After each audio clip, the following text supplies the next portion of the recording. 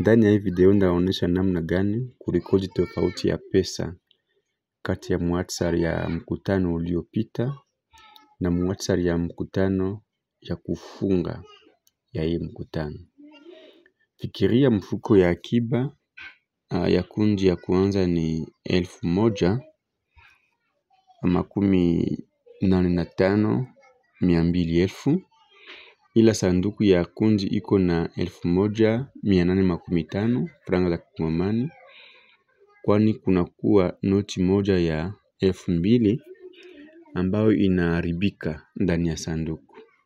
Basi namna gani kundi inaweza badilisha pesa za kuanza ili mfuko ya mkopo iwe 1,085 franga za Kikongomani?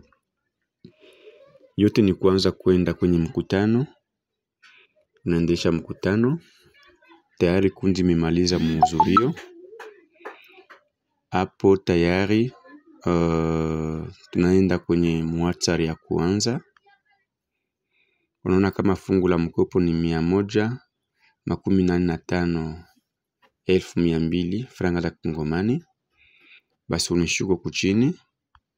Unaona hapa wanaandika kama jumla haziambatani, finya hapa. Tunafinya hapo.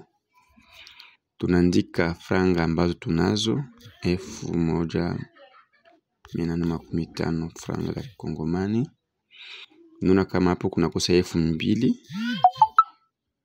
Basi tunashuka. Utatambua mambo mbili. Ya kwanza wanasema usibadili kitabu cha hazina.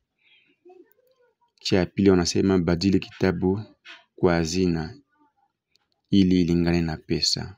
Mwa hii kesi yetu tutagusa hapo kwa wanaandika badili kitabu kwa hazina ili ilingane na pesa. Tunagusa hapo. Kisha tumefinya, imefanyika huku chini.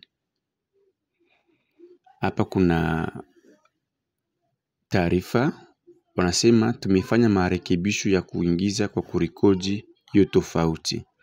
Inamaanisha ni kusema ukipenda uone hiyo usawishi ama namna gani ulisahisha, unaweza enda kwenye hatua mbalimbali ya hii mkutano, utaona ile mabadiliko. Unapiga sawa. Kisha umeona tayari kama kuna kuwa sahisho. Fungu la mkopo tayari imesahishwa, inakuwa 1,085 franga za Kikongomani. Kisha hapo imefanyika. Hapa tena umechunguza, tayari mambo imekwisha kusawisha, umefanya sawa. Ukienda kwenye hatua mbalimbali hapa, utaona hiyo sahisho. Hapa wameandika ni tarehe ya leo, utofauti ya pesa fungu ya mkopo ni 200 franga za Kikongomani. Na hapo tayari utakuwa umemaliza. Asante.